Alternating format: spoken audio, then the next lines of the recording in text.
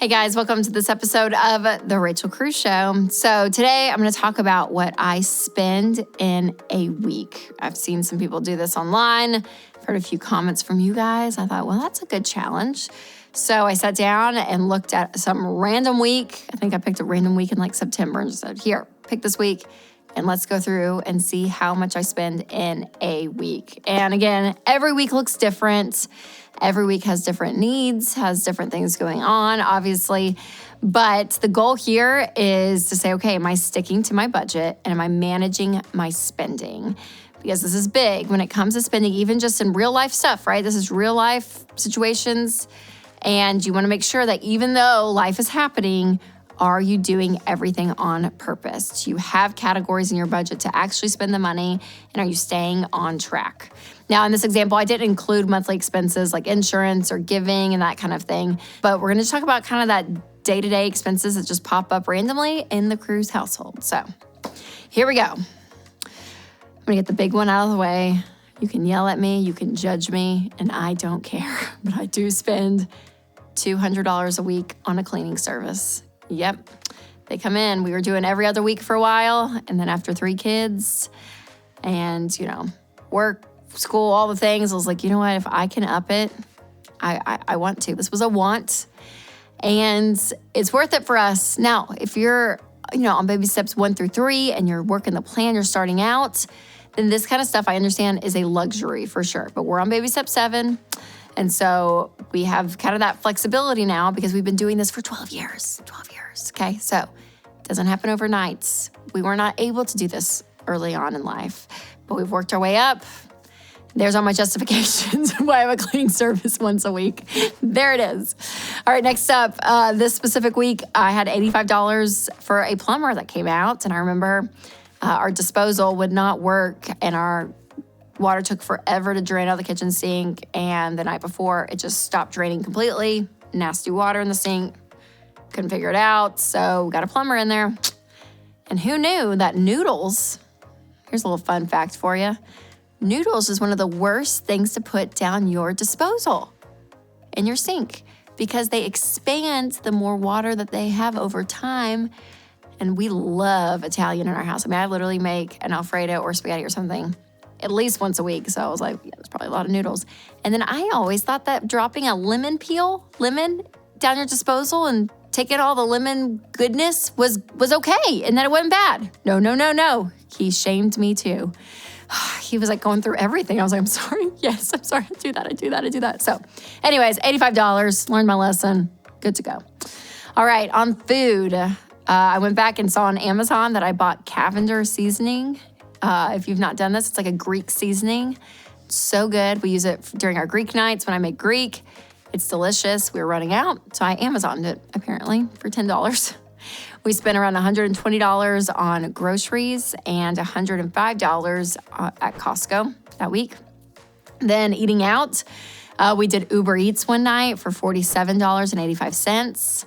This week, we never go here, so it's just funny that it landed here. McDonald's, we don't go to McDonald's as a family, like maybe once every 5 years, but we did, and it landed this week. So it's $25.53. And Jet's Pizza, which there's always going to be a pizza thing, probably once a week in our budget, for $43.50. So that week we spent $351.88 on eating out and groceries. Doesn't feel great, but that's the truth. Okay. I have like a clothing, makeup, personal care line item. And that week I spent $27 and I bought Smashbox makeup primer. It's wonderful if you don't have it. It's great to put on before your makeup. So next we have different categories for all of us in the family. So I have a category, Winston has a category. The 3 kids have their own categories and our dog even has a category. Just to say, okay, if we spend money on the kids, it goes into their category. So that specific week, we spent, I think it was $10 on Amazon for a 4-pack of wiffle balls. So I put that in Charles's line item. Amelia, we spent $6.99 on Amazon for a bike bell.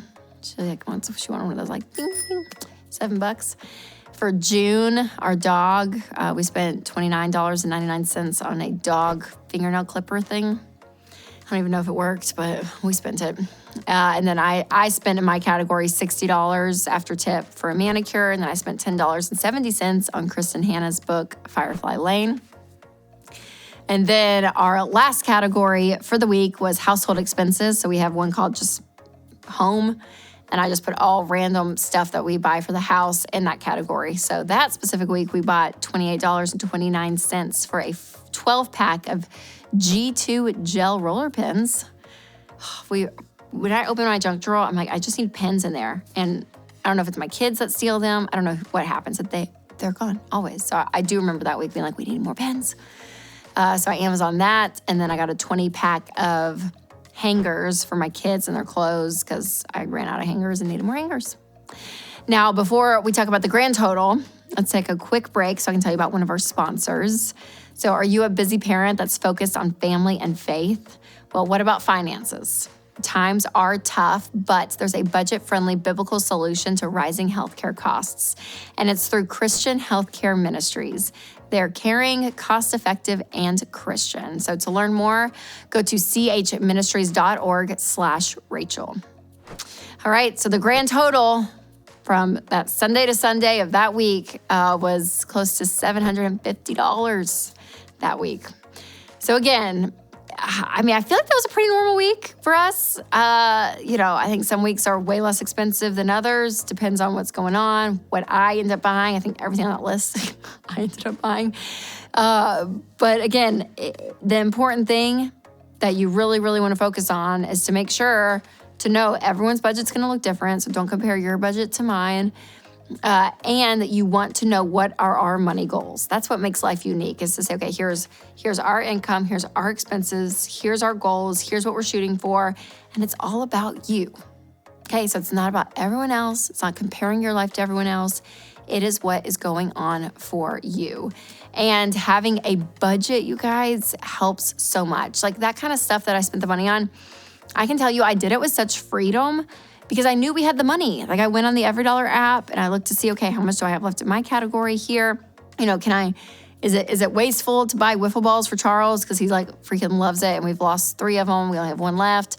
I'm like, no, we have the freedom to do that because I know where our money's going. So the budget gives you such power. Now, if you've been trying to budget and it's not working out, do not give up. Okay, I promise that you can do this. Winston and I have been doing this for over 12 years, almost 13 years. And it takes a little bit to kind of get in that rhythm. And then once you have that rhythm, you know what's going on. And you almost cannot imagine living life without a budget. After you have it as a habit in your life, it is so, so helpful.